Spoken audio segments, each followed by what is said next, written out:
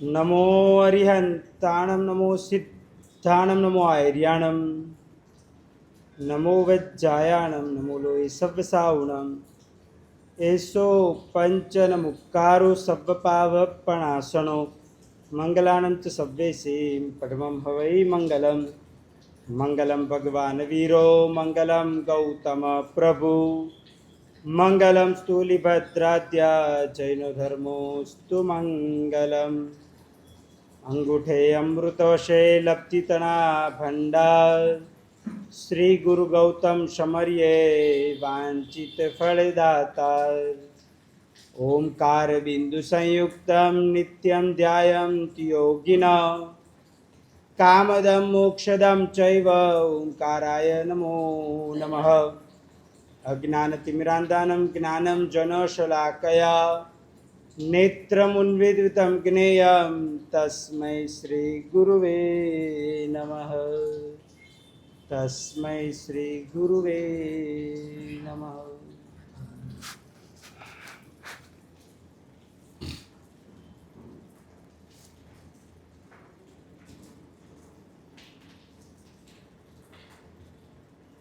चरणायारणं जकम्मं वणतिगिच्छरूपेणं पडिकमणा शुद्धाणं सोहितः कौसज्ञेणं।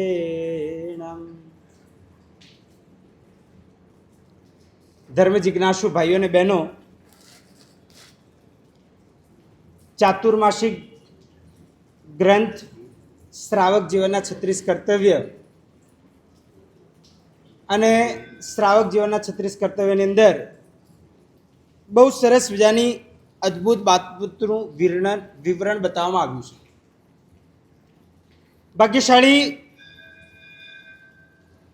અહીં કહેવામાં આવ્યું છે કે અલગ અલગ શ્રાવક અને શ્રાવિકાઓએ કરવા લાયક જે 36 કર્તવ્યો હોય છે, બહુ જ જરૂરી અને માર્મિક બતાવવામાં આવ્યા છે। અત્યાર સુધી આપણે 7 કર્તવ્ય જોયા। 8મું કર્તવ્ય તરફ આગળ વધીએ। 8મું કર્તવ્ય છે કૌશગ। ભાગ્યશાળી 6 આવશ્યકની અંદર એક બહુ જ જરૂરી આવશ્યક એટલે 8મું કૌશગ કીધું છે। કૌશગ કર્યા વગર આત્માની ઉપર લાગેલા કર્મમેલ ઉતરવા દુષ્કર છે,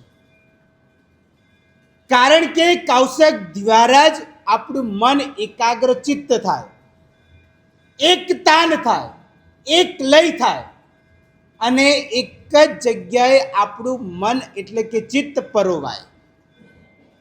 ભાગ્યશાળી કૌશગ એક સરસ મજાની મેડિટેશન પ્રક્રિયા છે અને એના દ્વારા જ આધ્યાત્મિક પ્રકારનો વિકાસ આપણા જીવનમાં થઈ શકે। એટલા માટે કૌશગ અત્યંત આવશ્યક બતાવવામાં આવ્યું છે। કૌશગની અંદર બહુ સરસ મજાની વાતો બતાવવામાં આવી છે કે કૌશગનો મતલબ શું થાય। તો કહેવામાં આવ્યું છે કે મૂળભૂત શબ્દ છે કાયોત્સર્ગ। કાયોત્સર્ગની સંધિ જો છૂટી પાડવામાં આવે ને તો એવું કહેવામાં આવે છે કે કાયિક ઉત્સર્ગ એટલે કે કાયાને ઉપસર્ગ કરવો, એનું નામ કાયોત્સર્ગ। એનો મતલબ એવો થાય કે કાયાને કોઈક ને કોઈક ઉપસર્ગ કરવો, કાયાના મમત્વનો ત્યાગ કરવો, કાયિક વ્યાપારને છોડવું, કાયાની મમતાનો ત્યાગ કરવો, મૂર્છા છોડવી। આપણે કાયાને કેટલી સ્માર્ટ બનાવવા માટે કેટલા પ્રકારના સંસાધનો વાપરીએ, કેટલા પ્રકારની વસ્તુઓ કાયાની ઉપર લગાવીએ, જેના કારણે આપણે આ કાયાને એકદમ સ્માર્ટ અથવા તો ઓવર સ્માર્ટ તરફ લઈ જઈએ। પરંતુ ભાગ્યશાળી એક વસ્તુ યાદ રાખજો કે કાયાને ગમે તેટલી એને સ્માર્ટ બનાવવાનો પ્રયત્ન કરીએ, એને સારી કરવાનો પ્રયત્ન કરીએ, પણ આખીરમાં જ્યારે આ શરીરની અંદર રહેલો આ ફ્યુઝ ઉડી જશે ને એટલે કે આત્મા નીકળી જશે ને એટલે પછી આ કાયાનું કોઈ જ મહત્વ નહીં. ખુદ ઘરના પરિવારના સભ્યો પણ આ પછી આ કાયાને ઘરમાં રાખવા માટે તૈયાર નહીં થાય.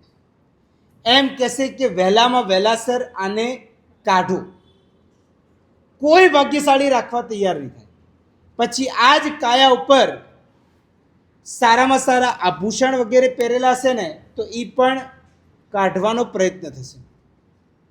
ભલે જેને તમારી અર્ધાંગીની તમે માનતા હો, જેને તમારો દીકરો કે સુપુત્ર માનતા હો કે દિલનો ટુકડો માનતા હો, એ પણ આ તમારા હાથમાં રહેલી અંગૂઠી એ પણ કાઢવા માટે તૈયાર થઈ જશે. એટલા માટે જ ભાગ્યશાળી આ સંસારના બધા જ સંબંધો સ્વાર્થમી છે અને અનિત્ય છે, કોઈ કાયમી રહેવાના નથી. એટલા માટે જ આપણે આપણા જીવનની અંદર સમજી રાખવું કે આત્મા એટલે કે આપણે પોતે એ જ આપણું કારણ છે. આપણે જ આપણા આત્માનું કલ્યાણ કરવા જેવું છે. બાકીનું ભાગ્યશાળી બધું જ અહીંયા જ પડ્યું રહેવાનું છે. એટલે મહેરબાની કરીને બીજી બધી જ વસ્તુ છોડીને આપણે આત્માભિમુખ થવું બહુ જ અત્યંત જરૂરી છે. જે વ્યક્તિ ખરેખર આત્માભિમુખ થયો છે ને એ હર હંમેશ પોતાના જીવનની અંદર ખુશ રહે છે, આનંદમાં રહે છે. કારણ કે એને સતત દેખાય છે કે હું બસ મારા આત્માનું કલ્યાણ કરું. આ એની ભાવના સતત રહે છે. કાયોત્સર્ગની અંદર કાયાનો ઉત્સર્ગ બહુ જ જરૂરી અને અત્યંત આવશ્યક છે. ભાગ્યશાળી ધ્યાન એ મનનો ઉપવાસ છે. ધ્યાન એટલે કે મેડિટેશન કરવું, મનને એક જગ્યાએ ચોંટાડવું, આત્મ પ્રદેશની અંદર ક્યાંક પરિણત કરી દેવું. એ મનનો ઉપવાસ એટલે કે મનને એક જગ્યાએ સ્થિર કરવું એ બહુ જરૂરી છે. જે વ્યક્તિ ચંચળતા જેના જીવનમાં હોય ને એના માટે આ મુશ્કેલ વસ્તુ છે. પરંતુ ચંચળતા આજ નહીં તો કાલે કાઢવી તો પડશે જ. એટલા માટે સતત આપણો પ્રયાસ ધ્યાન કરવાનો હોવો જોઈએ, મેડિટેશનનો હોવો જોઈએ. અને જેના દ્વારા આત્માની અંદર રહેલું જે સુખ છે ને એ આપણને બહાર નીકળતું દેખાશે, એનો સ્વાદ અનુભવાશે અને એની સુખની ગુણોની પ્રાપ્તિ આપણા જીવનમાં અનુભવાશે. એટલા માટે ધ્યાન એ મનનો ઉપવાસ છે, મૌન એ વાણીનો ઉપવાસ છે અને સ્થિરતા એ કાયાનો ઉપવાસ છે. આ ત્રણેય ઉપવાસનો જ્યાં સમન્વય થાય ને એનું જ નામ કહેવાય કૌત્સગ. એટલે કે કૌત્સગ બહુ જ અત્યંત જરૂરી કહેવામાં આવ્યું છે. કૌત્સગ વગર બધું જ કાર્ય અધૂરું છે. ભાગ્યશાળી ઘણી વખત આપણને એમ થાય કે પ્રતિક્રમણની અંદર બધા જ પાપ કર્મને તોડવાની, સાફ કરવાની પ્રક્રિયા તો બતાવી, તો પછી હવે કૌશક દ્વારા નવું શું બતાવવાના છે? પણ ભાગ્યશાળી જેમ ઘરની અંદર વાસીદું વાળવામાં આવે, કચરો સાફ કરવામાં આવે અને કચરો સાફ કર્યા પછી એટલે કે કચરો કાઢવામાં આવે ત્યાર પછી પોતું કરવાની શું જરૂર? કે ભાઈ કચરો તો ઘરમાંથી નીકળી ગયો છે. કારણ કે તમે સાવેણી લઈને તમે કચરાને આમ ઘસેડીને ટાઇલ્સ ઉપર સાવેણી ઘસેડીને તમે એને કાઢ્યું, પછી પોતું કરવાની કેમ જરૂર? પરંતુ ના, પોતું એટલા માટે જરૂરી છે કે કદાચ કોઈ ધૂળની સેપટો વગેરે રહી ગઈ હોય તો પછી આ ધૂળની ક્યાંક ખૂણે કાચરે સેપટો રહી હોય ને એને ક્લીન કરવા માટે આ પ્રકારે કરવાનું છે, એટલે કે પોતું કરવામાં આવે છે. એવી જ રીતે આત્માની ઉપર ક્યાંક કોઈ કર્મમેલ વગેરે તો પ્રતિક્રમણ દ્વારા નીકાળવાનો પ્રયત્ન કર્યો, પરંતુ કદાચ ક્યાંક ખૂણે ખાચરે નાના પ્રકારના દોષ કે અતિચાર રહી ગયા હોય તો એનું શુદ્ધિકરણ કરવા માટે કૌશગ કરવાનું વિધાન બતાવવામાં આવ્યું છે.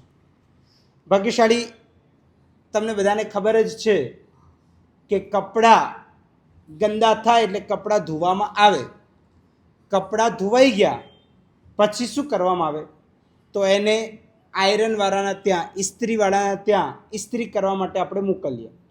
ઇસ્ત્રી કરાવીને એ કપડાં આવે અને પછી કપડાં પહેરો ને એનું ફિલિંગ અલગ હોય, અને ડાયરેક્ટ કપડાં ધોયેલા હોય અને ખાલી ઘડી કરીને ફોલ્ડ કરીને અને પછી એને પહેરી દો તો એ બંનેમાં બહુ જ આસમાન જમીનનો ફરક હોય છે. પેલા ક્યાંક ને ક્યાંક ઇસ્ત્રી ટાઈટ હોય તો એકદમ નીટ એન્ડ ક્લીન એકદમ વ્યવસ્થિત હોય, અને પેલા ક્યાંક ને ક્યાંક ઘડી વ્યવસ્થિત લાગી હોય ન લાગી હોય, ફોલ્ડ વ્યવસ્થિત થયું હોય ન થયું હોય, અને એ બંનેમાં બહુ જ ફરક હોય. એવી રીતે ખાલી પ્રતિક્રમણ કર્યું પણ કૌશગ ન હોય તો એ પ્રતિક્રમણ ખાલી કપડાં ધોયેલા હોય ને એના જેવું છે. પણ જો કૌશગની સાથે હોય ને તો પછી એ ઇસ્ત્રી ટાઈટ કપડાં હોય અને એને જે પહેરો અને એનું જે એક ફિલિંગ આવે ને એ બંનેમાં બહુ જ મોટો તફાવત હોય છે. તો ભાગ્યશાળી બસ આ જ તફાવત પ્રતિક્રમણ અને કૌશગની અંદર બતાવવામાં આવે છે. એટલા માટે જ આપણા જીવનની અંદર આ કૌશગ પણ બહુ જ જરૂરી અને આવશ્યક બતાવવામાં આવ્યું છે. ભાગ્યશાળી કૌશગ કરવાનો મતલબ શું? કેમ કૌશગ કરવું? તો કૌશગ એટલા માટે કે જે પ્રકારના દોષો છે એને દૂર કરવા, નાના નાના પ્રકારના જે અતિચાર વગેરે છે એને દૂર કરવા, અને સાથે કૌશગ એક એવા પ્રકારનું અગ્નિ છે કે જે અગ્નિ દ્વારા આપણા આત્માની ઉપર લાગેલા કર્મમેલ હોય બધા જનો સફાયો બોલાવવામાં આવે. કૌશગ દ્વારા મનને સ્થિર કરવામાં આવે છે. કૌશગ દ્વારા મનને એકાગ્રચિત્ત કરવામાં આવે છે. અને કૌશગ દ્વારા સંસારના કોઈ પણ સંબંધો હોય એને તોડવાની પ્રક્રિયા એટલે કૌશગ છે. અને જ્યાં સંસારના બધા જ વ્યવહારિક સંબંધોને તોડવાની પ્રક્રિયા આવે ને એટલે સમજી રાખવું કે કૌશગ સરળતાથી આપણો થયો કહેવાય. અને ત્યારે જ સરળતાથી થાય કે બહારના બધા જ સંબંધો તૂટે. એટલે માત્ર ને માત્ર આપણું ધ્યાન, આપણું મન આપણા આત્માની અંદર પરોવિત થઈ જાય, ત્યાં એકાગ્રચિત્ત થઈ જાય, ત્યારે જ સાચા અર્થની અંદર કૌશગ આપણો સફળ બને છે. ભાગ્યશાળી કૌશગ દ્વારા આત્માની ઉપર રહેલું સુખ, આત્માની અંદર રહેલા ગુણોનો વિકાસ થાય છે આ કૌશગ દ્વારા. ભાગ્યશાળી કહેવામાં આવ્યું છે કે આ કૌશગ અત્યંત આવશ્યક છે. ભાગ્યશાળી સંત તુલસીએ એક પ્રકારની, તુલસીદાસે બહુ સરસ મજાની વાત કીધી છે કે जिस सुख को तू सुख कहे वो सुख तो सुख नहीं, वो सुख दुख का मूल है, सुख अविनाशी माही. એટલે કે જેને આપણે સુખ સમજીએ છીએ, જે સંસારની ભૌતિક સુખ સામગ્રી છે, મકાન છે, બંગલો છે, પરિવાર છે, ફેક્ટરી છે, ઓફિસ છે, દુકાન છે, પૈસા છે, ધન ધાન્ય વગેરે છે, આ બધાને જ આપણે સુખ માનીએ છીએ. પણ અહીંયા તુલસીદાસજી બહુ સરસ મજાની વાત કરે છે કે જેને તું સુખ માને છે ને એ સુખ છે જ નહીં, પરંતુ જેને તું સુખ માને છે ને એ એક દિવસ તને દુઃખ આપનારું પણ બનશે.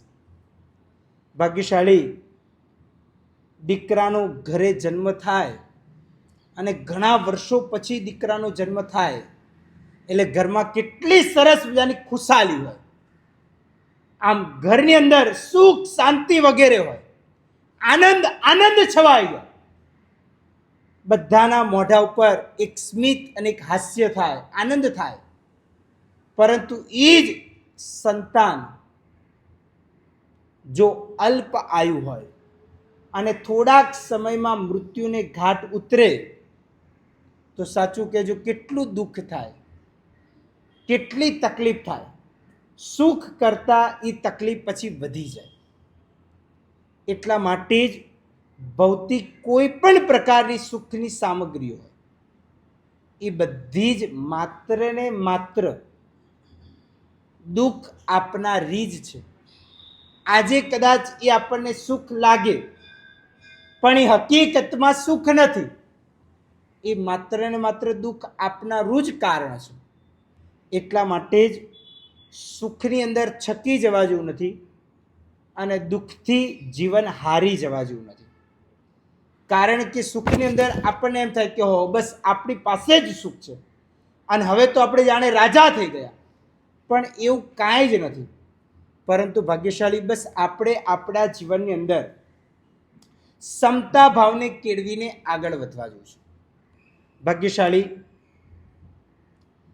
ખરેખર જ્યારે આ કૌશગને અંતર્ગત મન એકાગ્રચિત્ત થઈ જાય ને, ત્યારે આપણી સૂક્ષ્મતાપૂર્વક જે હલન ચલનની પ્રક્રિયા છે ને એ પણ ટોટલી બંધ થઈ જાય. એટલે કે આપણે એક ધ્યાન, એક ચિત્ત, એક સ્થિર થઈ જઈએ. અને સ્થિર થઈએ ને ત્યારે જ સમજવું કે આપણું મન એકાગ્રચિત્ત થઈ ગયું છે. એટલા માટે જ ભાગ્યશાળી આ બહુ જ અત્યંત જરૂરી અને સારી અને ઉત્તમ પ્રક્રિયા કૌશગની બતાવવામાં આવી છે. કારણ કે જે કસ્તુરીઓ મૃગ હોય ને, એ કસ્તુરીઓ મૃગ આમ અલગ અલગ જગ્યાએ દોડે. કોઈક વખત આમ દોડે, કોઈક વખત આમ દોડે, કોઈક વખત આમ જાય. એ શેના માટે દોડે? કે એને એમ લાગે કે આ કસ્તુરીની જે સુગંધ છે ને એ આ બાજુથી આવી રહી છે, આ બાજુથી આ બાજુથી આવી રહી છે, એવું સમજીને દોડ કરે. પરંતુ તે કસ્તુરી મૃગિયાને ખબર નથી કે એ કસ્તુરી પોતાની નાભીમાં જ છે અને ત્યાંથી જ સુગંધ આવી રહી છે. એટલે ઓર કોઈ જગ્યાએ, બીજી કોઈ જગ્યાએ ભટકવાની જરૂર નથી. આવું તેને સમજાતું નથી, ખ્યાલ નથી આવતો, કારણ કે અંદર પશુતાની બુદ્ધિ રહેલી છે. પરંતુ ભાગ્યશાળી જો એ કસ્તુરિયા મૃગને આ ખબર પડી જાય તો એ અલગ અલગ જગ્યાએ ભટકવાનું બંધ કરે. સેમ એવી જ સિચ્યુએશન, એવી જ પોઝિશન આપણી છે. આપણને એવું લાગે છે કે સુખ ધનની અંદર છે, પૈસાની અંદર છે, તો આપણે એ તરફ દોડીએ. સુખ પરિવારની અંદર છે તો એ તરફ દોડીએ. સુખ સોના ચાંદી હીરા મોતી માણેકમાં છે તો એ તરફ દોડીએ. સુખ આપણા જીવનની અંદર ધંધો કરવામાં, વેપારમાં છે તો એ તરફ દોડીએ. પરંતુ સાચા અર્થની અંદર સુખ બીજે ક્યાંય નહીં, પરંતુ સુખ સાચા અર્થમાં આત્માની અંદર જ પડેલું છે. એટલે બીજે ક્યાંય ભટકવાની જરૂર જ નથી. અને જો આપણે ભટકતા હોઈએ ને તો મૂર્ખ આપણે ખુદ જ કહેવાઈએ. કારણ કે ખરેખર ક્યાંય ભટક્યા વગર આત્માની અંદર જ રહેલું સુખ પ્રાપ્ત કરવા જોઈએ છે. અને એ જ સુખ સાચા અર્થની અંદર આપણું હિત કરનારું છે. અને એક વખત જ્યારે અંદરનું સુખ પ્રાપ્ત થઈ ગયું ને ત્યારે બહારના કોઈ પણ સુખ હોય એ બધા જ ફીકા લાગે. એ આપણને એમ જ લાગે કે આ સુખ ખરેખર સુખ જ નથી, આ સુખ તો એકદમ ફીકું લાગ્યું છે. એટલા માટે જ સાચા અર્થમાં આ સુખ પ્રાપ્ત કરવાનો સતત આપણો પ્રયત્ન આ કૌશગ દ્વારા થવો જોઈએ. કદાચ આપણને સ્પેશિયલ ટાઈમ મેડિટેશન કરવા માટેનો, ધ્યાન કરવા માટેનો ન મળે, એ કદાચ સમજી શકાય, પણ આપણા જીવનની અંદર કૌશગ કરવા પૂર્વક તો ધ્યાન આપણે કરી જ શકીએ છીએ. એટલા માટે જ આ મૌનપૂર્વક મનના વિચારોની ઉપર કાબૂ રાખીને, વાણીની ઉપર સંયમ રાખીને અને કાયાની સ્થિરતાને રાખીને આ ત્રણેય પ્રકારનો જ્યાં સમન્વય થાય ને ત્યારે જ સાચા અર્થની અંદર આ કૌશગ સફળ બને. એટલે આ કૌશગ અત્યંત જરૂરી અને આવશ્યક બતાવવામાં આવ્યું છે. બને ત્યાં સુધી કૌશગ ઊભા જ કરવાની પ્રક્રિયા બતાવવામાં આવી છે. જો ઊભા કૌશગ કરવામાં આવે ને તો એ કૌશગ દ્વારા આપણા જીવનની અંદર, શરીરની અંદર ઘણા બધા પ્રકારના આ તકલીફો વગેરે દૂર થાય, ધ્યાન એકાગ્રચિત્ત બને વગેરે બની શકે. પણ કદાચ શરીરની શારીરિક એવી સિચ્યુએશન કે અવસ્થા ન હોય તો બેઠા બેઠા પણ થાય. પણ બને ત્યાં સુધી કૌશગ ટટ્ટાર રહીને અને એકદમ ધ્યાનપૂર્વક, એટલે કે શરીરને એકદમ સ્થિર કરીને, શિથિલ નથી બનાવવાનું, પરંતુ એકદમ ધ્યાન અને એકદમ કરોડરજ્જુને ટટ્ટાર કરીને અને પછી આપણે ધ્યાન કરીએ ને તો એ ધ્યાનની ઉપર આપણું એક પ્રભુત્વ આવવાની શક્યતા છે. એટલા માટે જ આવા પ્રકારે આપણે આપણા જીવનની અંદર આ કૌશગ કરવાનું વિધાન બતાવવામાં આવ્યું છે. કૌશગ પણ એક પ્રકારની એક મુદ્રા છે અને એ મુદ્રા એટલે કે ધ્યાન એકાગ્રચિત્ત થાય એવા પ્રકારની મુદ્રા છે. કારણ કે જીવનની અંદર મુદ્રાનું પણ એક સરસ મજાનું મહત્વ બતાવવામાં આવ્યું છે. અલગ અલગ પ્રકારની મુદ્રા આપણને અલગ અલગ પ્રકારના વિચારો લાવવા માટે સફળ બને છે. દેરાસરમાં જીન મંદિરમાં પરમાત્માની સમક્ષ જઈએ એટલે આપણે આ હાથ જોડીને આમ નમન કરીએ તો ત્યાં આપણને નમન કરવાના ભાવ જાગે. ભાગ્યશાળી તો આ પણ એક પ્રકારની મુદ્રા છે. નમસ્કાર મુદ્રા એટલે કે નમન કરવા માટેની મુદ્રા. એવી રીતે કૌશગ કરવા માટેની પણ આ મુદ્રા છે કે જેના દ્વારા આપણને કૌશગની અંદર આપણે સ્થિરીકરણ થાય, આપણા આત્માનું કલ્યાણ થાય અને મનની એટલે કે આત્માની ઉપર આપણો કંટ્રોલ, મનની ઉપર આપણો કંટ્રોલ આવે. ભાગ્યશાળી ગજસુકુમાર મુનિ પોતાના જીવનની અંદર પરમાત્માની દેશના અને ઉપદેશ સાંભળ્યો. મનની અંદર એવો આમ સંકલ્પ થયો, મનની અંદર એવો વિચાર આવ્યો કે બસ ગમે તે થાય, મારે હવે વહેલામાં વહેલાસર મોક્ષમાં જવું છે. પરમાત્માની પાસે દીક્ષા લીધી. દીક્ષા લઈને પરમાત્માની સામે એક રજૂઆત કરી કે પ્રભુ, મારે આ જ ભવમાં અને આજે થાય તો આજે જ મોક્ષમાં જવું છે. હવે મારે સંસારમાં રહેવું નથી. એમને રિયલમાં સંસાર ખારો લાગ્યો. આપણને ક્યારેય આવો સંસાર ખારો લાગે છે? ભલે સંસારમાં તકલીફ પડે, ઉપદ્રવ આવે, આફતો આવે, ઘરમાં આપણું ચાલતું ન હોય, ઘરમાં આપણે ગમે તેટલું કહીએ પણ આપણું કોઈ વર્ચસ્વ જ ન હોય, પરિવારમાં, ફેમિલીમાં, અને સંસારમાં ઘણાનું ઘણું સાંભળવું પડે, ઘણી તકલીફો પડે, તોય છતાંય સંસારમાંથી નીકળવાનું હજી પણ મન થતું નથી. તોય હજી એવું નથી થતું કે આપણે સંસારમાંથી વહેલામાં વહેલાસર નીકળીને આત્મકલ્યાણ તરફ આગળ વધીએ. અને ભાગ્યશાળી તોય સંસાર ખારો નથી લાગતો. તોય લાગે છે તેવું, ભલે તકલીફ પડે કે ગમે તે થાય તો પણ રહીશું તો સંસારમાં જ. આવું મગજમાં બેસી ગયું છે.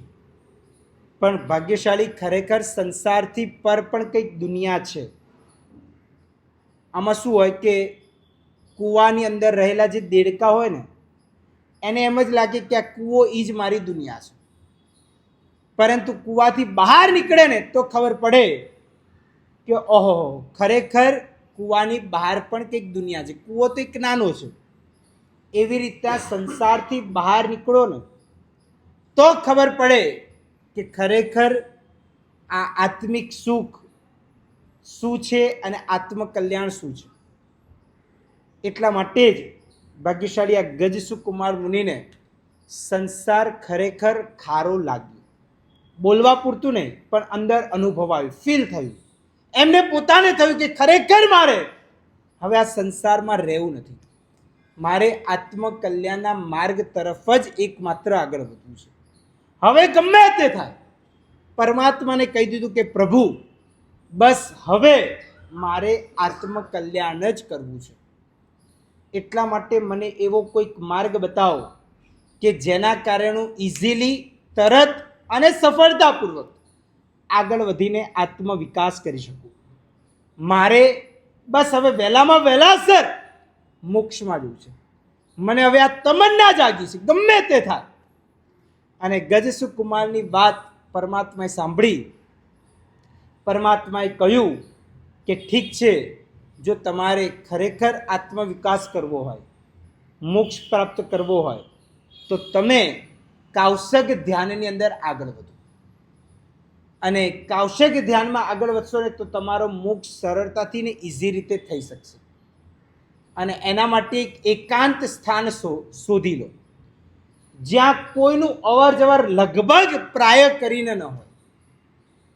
એવા કોઈક સ્થાનની અંદર ધ્યાન એકાગ્રચિત્ત અને એક તાન થઈ શકે, જ્યાં કોલાહલ થતો હોય, ઘોંઘાટ થતો હોય, અવાજ સતત ચાલતો હોય, કોઈનું આવાગમન વગેરે થતું હોય, ત્યાં ભાગ્યશાળી મનને એકાગ્રચિત્ત કરવું સરળ નથી બનતું.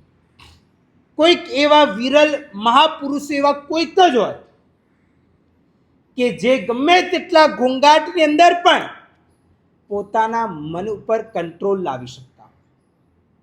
અને ગજસુખ કુમાર મુનિને આ વાત કરી, ગજસુખ કુમાર મુનિએ તરત જ નિશ્ચિત કર્યું કે સ્મશાનની જગ્યા એવી છે ને કે જ્યાં પ્રાય કરીને લગભગ કોઈનું અવર જવર લગભગ ન હોય. અને તે કારણે જ પરમાત્માની આજ્ઞા લઈને સ્મશાનની અંદર તેઓ કૌશિક ધ્યાન કરવા માટે ઊભા રહી ગયા. માથે મુંડન કરેલું છે, પગની અંદર ખુલ્લા નગ્ન અવસ્થા, એટલે કે પગની અવસ્થા એવા પ્રકારની છે, એટલે કે નીચેથી આખી આ ધરતી ગરમ ગરમ થઈ રહી છે, પગ બળી રહ્યા છે, માથામાં ઉપર આ લોચ વગેરે એટલે કે મુંડન કરાવેલું છે. અને ધ્યાનસ્થ અવસ્થા પ્રાપ્ત કરીને તેઓ મન એકાગ્રચિત્ત કરીને કોઈ આત્મ પ્રદેશની અંદર પોતાનું મન એકચિત્ત એક તાન કરી દીધું છે, એકાગ્રચિત્ત કરી દીધું છે. અને ભાગ્યશાળી મન જ્યારે એકાગ્રચિત્ત થઈ જાય ને ત્યારે આપણા જીવનની અંદર સંસારનું બધું જ ભાન ભૂલાઈ જાય. સંસારની કોઈ પણ વસ્તુ આપણને પછી અસર ન કરે. અને આ પ્રમાણે ભાગ્યશાળી મન એકાગ્રચિત્ત કરી દીધું, ધ્યાન કરી દીધું, અને પોતે બસ આત્મ પ્રદેશની અંદર ઓતપ્રોત થઈ ગયા. અને આમ કરતા કરતા કરતા કરતા તે જ સ્થાને, કારણ કે કરેલા કર્મો હોય ને એ ઉદયમાં આવે અને આવે જ. અને તે જ સ્થાને, એટલે કે આ જ્યાં ઊભા હતા તે સ્થળે સૌમિલ નામનો બ્રાહ્મણ, એટલે કે સંસારી પક્ષે ગજસુખ કુમાર મુનિ જે હતા એમના સસરા થાય. એટલે કે સૌમિલ બ્રાહ્મણની સોમા નામની કન્યા એ આ ગજસુખ કુમાર સાથે લગ્ન કરાવ્યા હતા, શાદી કરાવી હતી. અને આ પ્રમાણે ગજસુખ કુમાર મુનિએ દીક્ષા લીધી તો સૌમિલ નામના બ્રાહ્મણે આ રસ્તામાં જતા તેમને જોયા. અને સૌમિલ નામના બ્રાહ્મણને આવ્યો ગુસ્સો કે આ તો એ જ મારા જમાઈ છે કે જેને મારી દીકરી મેં એમને આપી. હવે જો એમને દીક્ષા જ લેવી હતી તો મારી દીકરી સાથે લગ્ન કેમ કર્યા? મારી દીકરીનું જીવન બરબાદ કરી નાખ્યું. હું એમને છોડવાનો નથી. અને એમ કરીને એવો ભયંકર ગુસ્સો આવ્યો કે સૌમિલ નામના બ્રાહ્મણ આ ગજસુખ કુમાર ઉપર એક માથાની ઉપર એવી એક પાઘડી પોતે બનાવી. અને પાઘડી એટલે કે એક માટીની આખી બનાવેલી પાળી બનાવી.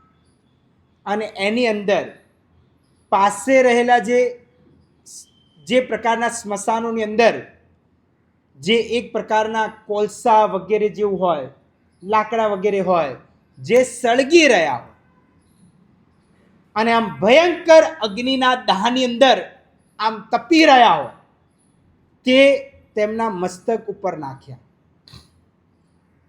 અને મસ્તક ઉપર નાખ્યા તોય છતાંય ગજસુખ કુમાર મુનિ સમતા ભાવની અંદર છે. સમતા ભાવ કેવો હોવો જોઈએ ને, આ એનું એક સરસ મજાનું ઉદાહરણ છે કે આવા પ્રકારનું સમતા ભાવ કે મસ્તક પર આવા પ્રકારની પાઘડી પહેરાવી તોય ગજસુખ કુમાર મુનિ સમતા ભાવમાં છે. અને સમતા ભાવની અંદર રહીને તે સહન કરી રહ્યા છે. ઘણી વખત આપણા મનની અંદર વિચાર આવે કે આટલું બધું સહન કેવી રીતના થાય. રસોઈ ઘરની અંદર, બહેનોને કિચનની અંદર જો કદાચ કોઈક લોઢી પણ તપેલી જરાક અડી જાય ને, અથવા તો સાણસી લીધા વગર કે કપડું વગર ડાયરેક્ટ ગરમા ગરમ તપેલી કે કોઈ વસ્તુ કે કોઈ પાત્રો એને ડાયરેક્ટ ટચ કરી લો ને તો પણ હાથમાં ફોડલો થઈ જાય, તકલીફ પડે, પીડા થાય. જ્યારે આ મસ્તક ઉપર તો આજે જ મુંડન કરાવે અને આ મસ્તકની ઉપર આ પાળ બાંધી અને અંદર કોલસા અને લાકડા ને જે સળગી રહ્યા હતા તે એમના મસ્તક ઉપર મૂક્યા. હવે વિચાર કરો કે મસ્તક ઉપર આ મૂકે કેટલી ભયંકર તકલીફ પડે. ખાલી એક વાળ પણ આમ ખેંચો ને તો એ કેટલી પીડા થાય છે. આ તો રીસરના સળગેલા અને સળગતા એવા અંગારા મૂક્યા અને અંગારા મૂક્યા તો પણ એ સંભાવપૂર્વક સહન કરે છે. આવું કેવી રીતના પોસિબલ બને? એ ત્યારે જ પોસિબલ બને કે જ્યારે મન આત્મપ્રદેશમાં એકમેક થઈ ગયું હોય, ચોંટી ગયું હોય, સ્થિર થઈ ગયું હોય, સંસારની બધી જ વસ્તુઓનું ભાન ભૂલી ગયા હોય, સંસારના દરેક સંબંધ તૂટી ગયા હોય મનપૂર્વક, મનથી, અને સંસારના સંબંધ એટલે કે આ શરીરના સંબંધો પણ છૂટી ગયા હોય. પછી શરીર ઉપર કોઈ મચ્છર બેસે ને તો એમને કાંઈ ખબર ન પડે. તો શરીર ઉપર આવા પ્રકારના જે અંગારા પણ મૂકવામાં આવે ને તો પણ એમને પ્રતીત ન થાય, તો પણ ક્ષમતા ભાવપૂર્વક સહન કરતા હોય. અને આવા પ્રકારની કેળવણી તેમના જીવનમાં ક્યારેય લીધી નથી, પણ આત્મપ્રદેશની અંદર આ પોતાના મનને સ્થિરીકરણ કરી દીધું અને એના દ્વારા આ સહન કરતા કરતા કરતા કરતા તેઓ વિચાર કરી રહ્યા છે કે કશો વાંધો નહીં, જે થાય તે બધું સારું જ થાય. અને એમના જે આવેલા ઉદયમાં આવેલા કર્મ ભૂતકાળમાં બાંધેલા હતા એ બધા જ ખપવા લાગ્યા અને કર્મ ખપતા ખપતા ખપતા ખપતા ગજસુખ કુમાર મુનિને ત્યાં ને ત્યાં જ કેવલ જ્ઞાન અને કેવલ દર્શન થઈ ગયું. ભાગ્યશાળી આનો સીધો મતલબ એ છે કે સૌથી પહેલાં તો એવા કર્મો બાંધવા જ નહીં કે જે આપણે ભોગવી ન શકીએ, કે આપણી સહન કરવાની તાકાત ન હોય.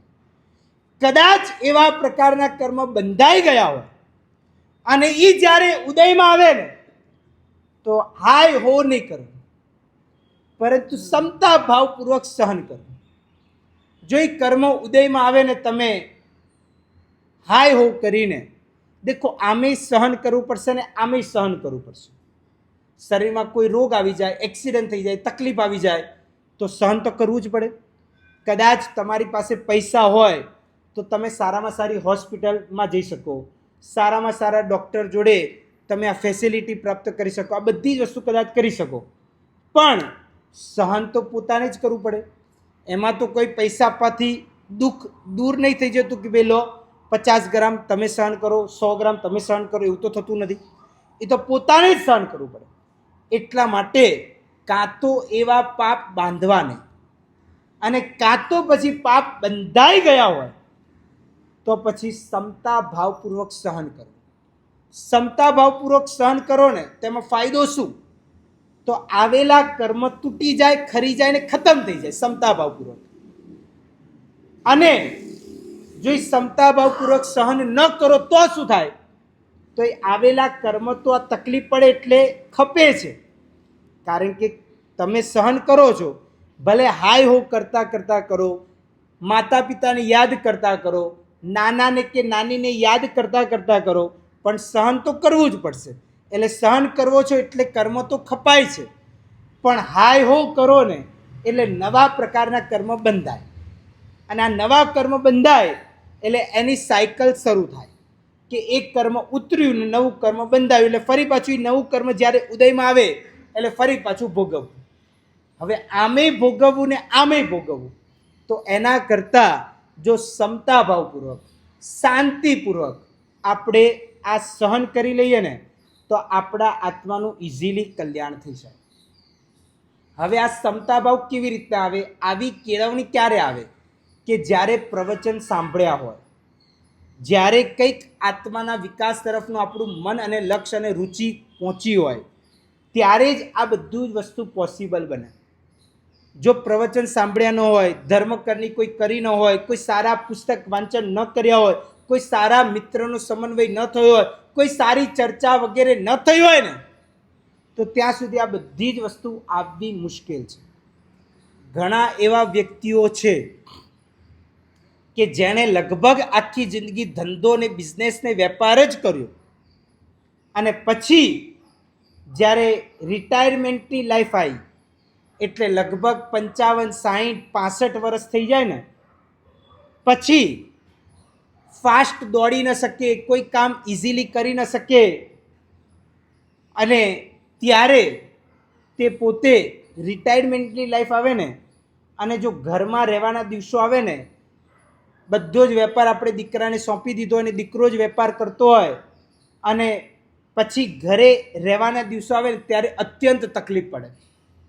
કારણ કે જીવનમાં ક્યારેય ધર્મ કર્યો ન હોય, અને હવે ધર્મ કરવાના દિવસો આવે ત્યારે મન ચોંટે નહીં, ત્યારે ધર્મ કરવાનું મન થાય નહીં. એ કેમ ન થાય? કારણ કે જ્યારે તમારી 5 ઇન્દ્રિયો સક્રિય હતી, જ્યારે રિયલમાં તમારી ભર જવાની હતી, ત્યારે તમે થોડા નાના મોટા અંશે પણ ધર્મ ન કર્યો. અને હવે ધર્મ કરવાના દિવસો આવ્યા ને, ત્યારે પછી જે આગળ પૂર્વમાં કર્યું હોય ને એ જ વારે વારે યાદ આવે. એટલે ધંધો કરવો, વેપાર કરવો એ જ યાદ આવે. ઘણા એવા વ્યક્તિ છે બિચારા રિટાયર્ડ થઈ ગયા પછી સમય ક્યાં કાઢવો ને, સમય ક્યાં વ્યતીત કરવો ને, એ એમના માટે બહુ જ મોટું કપરું કામ થઈ જાય છે. એમ થાય કે ચાલો સમય ક્યારે પૂરો કરો, કેવી રીતે પૂરો કરવો? પણ જો તમે પહેલેથી જ ધર્મની અંદર જોડાયેલા રહેશો ને, તો તમને એ અવસ્થા, એટલે કે જ્યારે રિટાયરમેન્ટ લાઈફ આવે ને, ત્યારે તમે ઇઝીલી ધર્મમાં તમારું મન ચિત્ત ચોંટી જશે. કારણ કે તમે પૂર્વમાં ધર્મ કરેલો છે. પણ જો પૂર્વમાં ધર્મ જ ન કર્યો હોય ને, તો પછી ચિત્ત ચોંટાડવું દુષ્કળ થઈ જાય. એટલા માટે જ ભાગ્યશાળી આપણા જીવનની અંદર પહેલેથી જ ધર્મ કરવો. બહુ સરસ મજાની વાત મહોપાધ્યાય યશુ વિજયજી મહારાજ સાહેબે કીધી છે કે ધર્મ ક્યારે કરવો? તો જ્યારે આપણી 5 ઇન્દ્રિયો સક્રિય હોય, કોઈ સુસુપ્ત ન થઈ ગઈ હોય, આપણું મન ચિત્ત ચોંટતું હોય, આપણને કોઈ પ્રકારનો શરીરમાં રોગ ઉપદ્રવ વગેરે ન હોય, અને આપણે એકદમ ભર જવાનીમાં, એટલે કે આપણું આમ બધું જ મન બધું કામ કરતું હોય, ત્યારે કરેલો ધર્મ એ અંત સમય પણ કામમાં આવે. પણ જો એ સમય ધર્મ જ ન કર્યો હોય ને, તો કંઈ જ કામમાં આવવાનું નથી. તો આપણો આ જન્મારો પણ નિષ્ફળ થતા વાર નહીં લાગે. એટલા માટે જ ભાગ્યશાળી આપણે આપણા જીવનની અંદર આ કૌશગ નામનું જે કર્તવ્ય 8મા નંબરનું છે, એ ખરેખર આપણે આપણા જીવનમાં ઉતારીને હવે જ્યારે પણ કૌશગ કરો ને, ત્યારે ધ્યાનપૂર્વકનું કૌશગ, મન એકાગ્રચિત્તપૂર્વકનું કૌશગ, બસ મનને એકાગ્રચિત્ત કરવું, આ બહુ જ જરૂરી છે. મન એકાગ્રચિત્ત કેવી રીતે થાય એ આપણે કાલના પ્રવચનની અંદર, મનને એક તાન કેવી રીતના કરવું, કેવી રીતના મન એકાગ્રચિત્ત થાય. કારણ કે બધાનો જ આ પ્રશ્ન છે કે મારા સાહેબ મનને એકાગ્રચિત્ત કરવાનો પ્રયત્ન કરે, મન એકાગ્રચિત્ત થતું જ નથી. શું કરવું એના માટે કે મન એકચિત્ત બને? કારણ કે મનનો સ્વભાવ ચંચળતાનો છે. અત્યારે અહીંયા મન ગયું તો પછી અહીંયા જશે, ને પછી અહીંયા જશે. પેલો વાંદરો કેમ એક ઝાડ ઉપરથી બીજા ઝાડ ઉપર કૂદે, એવી રીતના મન પણ સ્થિર નથી રહેતું, ક્યાંક ને ક્યાંક ભમ્યા કરે છે. તો એ મનને કેવી રીતના સ્થિર કરવું, મનને એકાગ્રચિત્ત કેવી રીતના કરવું, એ બધી જ બાબતોનું વર્ણન કાલના પ્રવચનની અંદર આપણે નિહાળીશું. અને આ કૌશગ વ્રતને પણ આગળ આપણે કર્તવ્યને આગળ નિહાળીશું. બસ આજે આટલે સુધી રાખીએ છીએ. વિતરાગની આજ્ઞા. કંઈ પણ બોલાવો તો ઈચ્છામિ દુક્કડમ.